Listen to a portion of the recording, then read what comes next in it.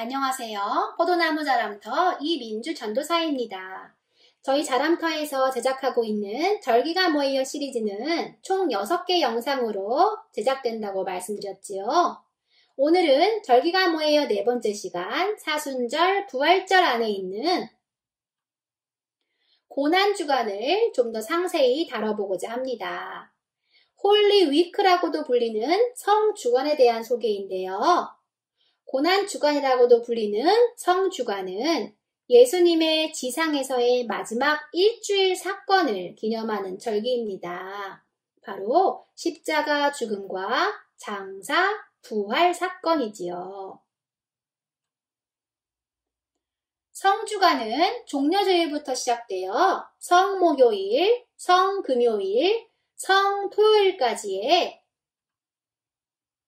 일주일 기간을 말합니다. 3세기 말까지 교회력은 주연절, 부활절, 성령 강림절만 지켜졌었다가 4세기 말에 예루살렘 감독 시릴의 주도하에 그리스도의 마지막 주간은 종려주일, 성목요일, 성금요일, 성토요일로 분화가 되었고 이것은 곧 전 기독교 공통의 예전이 되었습니다. 여기서 특별히 성목요일, 성금요일, 성토요일을 하나로 묶어서 성삼일이라고 부릅니다. 그렇다면 이렇게 성주간이 세분화된 배경은 무엇일까요? 313년 콘스탄틴 황제가 기독교를 공인한 이후 급격히 늘어난 그리스도인들이 예수님의 순환 장소들을 자신들의 눈으로 직접 보고자 해 예루살렘에 몰려들었기 때문입니다. 이에 예루살렘 교회는 순환 사건들이 일어났던 각각의 성지들을 기념할 필요를 느꼈고 성경에서 언급된 시간과 장소에 어울리는 적절한 예식을 만들었던 것입니다. 자, 그럼 4세기 초대교회가 성주간의 절기들을 어떻게 보냈는지 자세히 살펴볼까요? 먼저 종려주일입니다.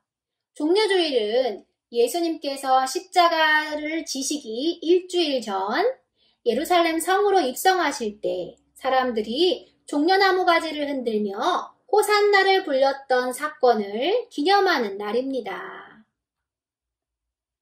4세기 초대교회는 이 종려주일에 종려나무 가지를 들고 개막 행진을 하며 복음서의 순환 장면을 극적으로 낭독하는 완전한 예전을 개발했습니다.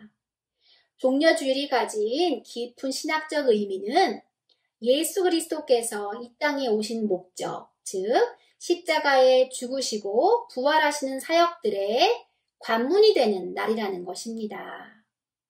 종려주일 다음 날인 월요일부터 수요일까지 대부분의 교회는 특별한 예배로 모이지 않고 목요일부터 드디어 성주간의 절정이자 교회력 전체의 절기인 성삼일에 들어갑니다.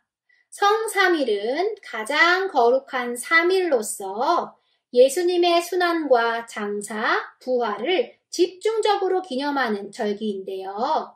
어떤 신학자들은 성삼일을 금, 토, 일로 보기도 합니다. 이제 성삼일의 첫날인 성목요일에 대해 살펴보겠습니다. 4세기 초대교회는 예수님께서 잡히시기 전 제자들과 함께 유월절 만찬을 나누시고 그들의 발을 씻겨주신 목요일 사건을 기념하기 위해 성목요일 예배를 드렸습니다. 따라서 성목요 예배를 세족 목요일로도 부르며 성찬, 세족을 거행했고 마지막으로 엄숙한 식탁 치우기 의식을 행했습니다. 엄숙한 식탁 치우기 의식은 교회의 옷을 벗김이라고도 부르는데요. 성만찬 예배가 끝난 후 엄숙하게 성만찬 테이블을 청소하고 꽃, 초, 십자가 등 모든 상징물들을 부활절 날까지 창고에 보관하는 의식입니다.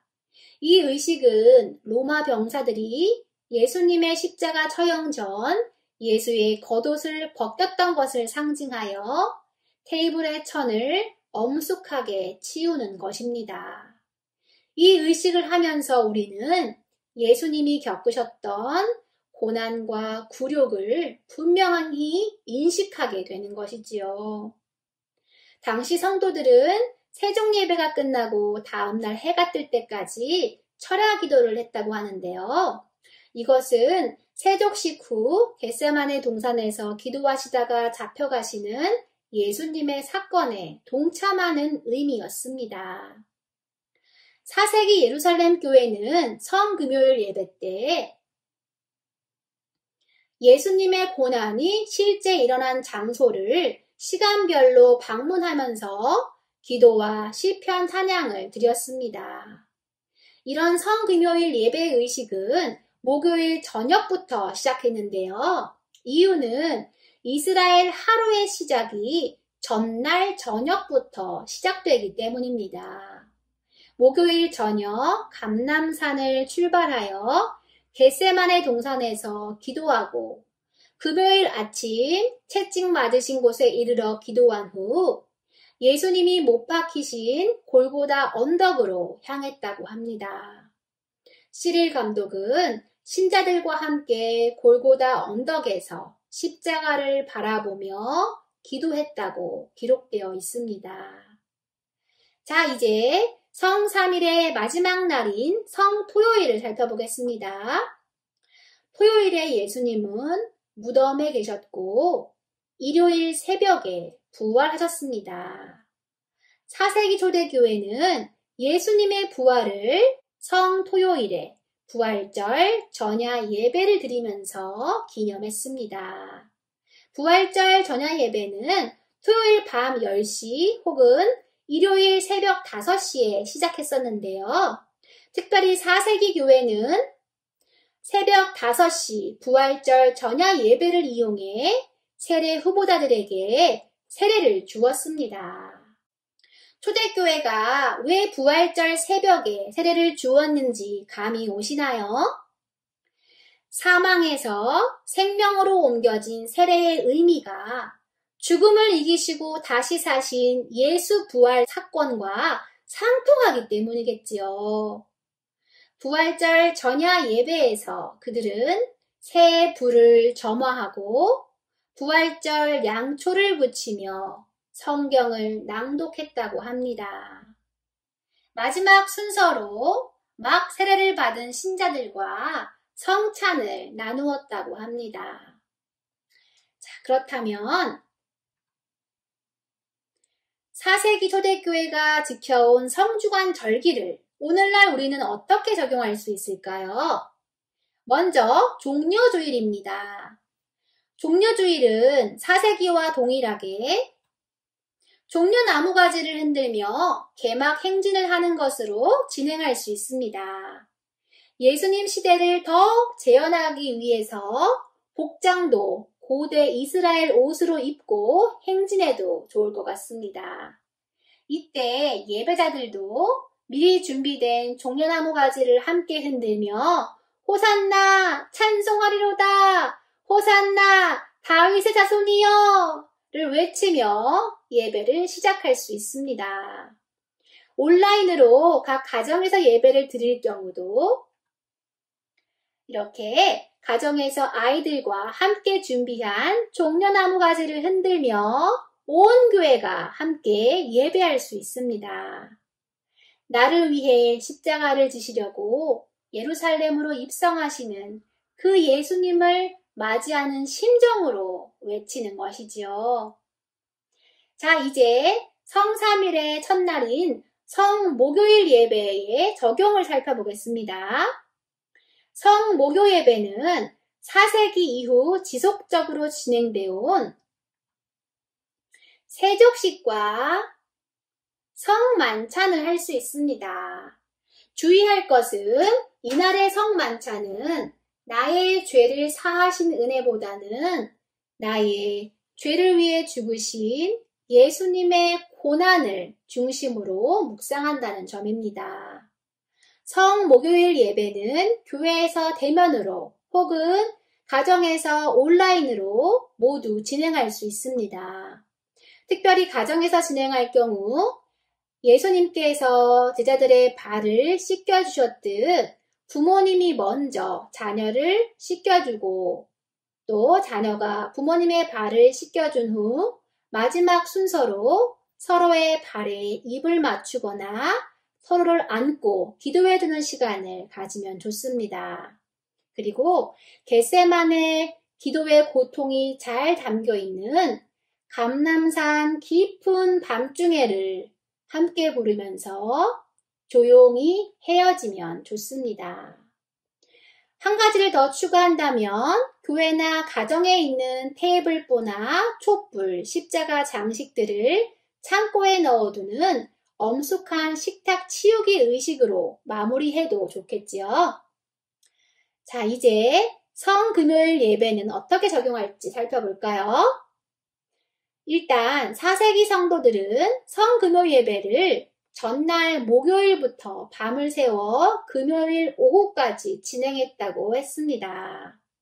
이러한 성금요 예배는 교회사에서 여러 형태로 구현되어 왔는데요. 여기서는 4가지 예배를 소개해 드리려고 합니다.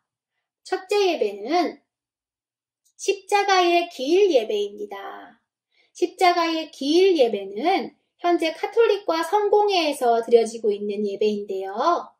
예수님의 사건이 담긴 14개의 성화를 하나하나 지나면서 예수님의 순환과 죽음을 묵상하며 드리는 예배로 금요일 아침에 드리기에 적절한 예배입니다. 두 번째 예배는 3시간의 헌신 예배입니다. 이 예배는 카톨릭과 성공회에서 주로 드려졌다가 개신교회로도 널리 소개된 예배인데요. 정오부터 오후 3시까지 예수님께서 십자가에 달려 계신 사건을 재현하고 체험하기에 아주 훌륭한 예배입니다. 주로 가상칠언 성구를 읽고 기도하다가 요한복음 18, 19장에 순환 내러티브를 읽고 예배를 마무리합니다. 세 번째 예배는 십자가 경배 예배입니다. 이 예배는 예루살렘 교회의 성금요일 예배 때 예수님께서 달리셨던 것으로 추정되는 십자가를 어루만지고 입을 맞춘 의식이 전수된 예배인데요.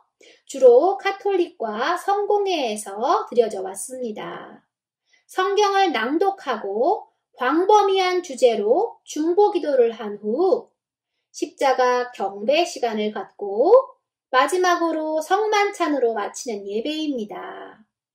그런데 이 예배는 다소 형상 숭배를 배격하는 개신교 정서에 맞지 않는 면이 있기 때문에 어떤 신학자는 십자가 경배 예배가 아닌 십자가 바라보기 예배로 변형해서 제안하기도 합니다.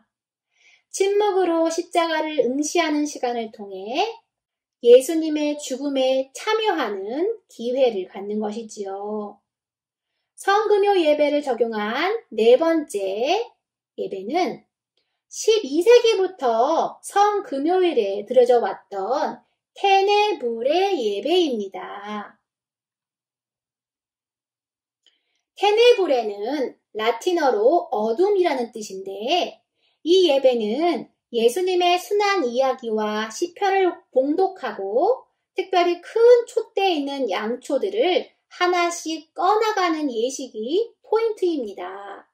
7사람이 차례대로 성경 본문을 읽고 봉독이 끝날 때마다 촛불이 하나씩 꺼지고 모든 촛불이 꺼지면 침묵으로 귀가하는 예배입니다. 예수님의 죽음으로 이 세상이 빛을 잃었다는 것을 상징하기에 아주 적합한 예배이지요. 교회와 가정의 상황에 맞게 위에 4가지 예배를 잘 조합해서 성금요 예배를 디자인해 보시면 좋을 것 같습니다. 성금요일에 가정에서는 십자가 사건을 그리거나 만드는 활동을 진행하면서 자녀들과 함께 예수님의 십자가 사건을 나눌 수 있고요. 바하의 마태순환곡, 요한순환곡들을 종일 들으면서 그리스도의 십자가 사건을 깊이 묵상하는 시간으로 보내면 좋습니다. 자, 그럼 성주간의 마지막 성토요일, 부활절 전야 예배는 오늘날 어떻게 적용하면 좋을까요? 많은 교회들이 예수님께서 무덤에 계신 토요일 하루는 특별한 예배 없이 경건하게 부활 주일을 준비하면서 보내기도 하고 부활절 새벽 예배를 드리는 교회도 있습니다. 제안을 드리자면 부활절 새벽 예배를 부활절 전야 예배로 기획해서 드리는 것은 어떨까요? 기존처럼 부활에 관련된 찬양 몇 곡 부르고 설교 듣는 것으로 끝내지 말고 빛을 이용해 죽음과 부활의 극적인 대비를 몸으로 경험할 수 있도록 하는 것입니다. 예배 처음에는 어둠 속에서 예배를 시작하다가 부활절 양초가 하나씩 밝혀지면서 부활의 말씀과 찬양이 선포되는 예배입니다. 성토요일에 가정에서 자녀들과 함께 진행하기 좋은 활동을 추천드리자면요. 부활절 계란 꾸미기 활동과 예수님의 빈 무덤 만들기 활동이 있습니다. 지금까지 성주간의 각각의 유래와 의미, 적용에 대해 살펴보았습니다. 기독교 신앙의 가장 결정적인 사건은 예수님의 십자가와 부활입니다. 교회력은 그러한 예수님의 십자가와 부활 사건을 오늘 이곳에서 다시 재현함으로써 주님과 함께 내가 죽고 또 주님과 함께 내가 부활하는 신비의 통로입니다. 성주간 절기들을 예수님의 행적을 따라 밀착하여 지켜갈 때 복음을 복음답게, 구원을 구원답게 누리게 될 것입니다. 절기가 뭐예요? 미니 강의 다음 시간에 다시 만나겠습니다.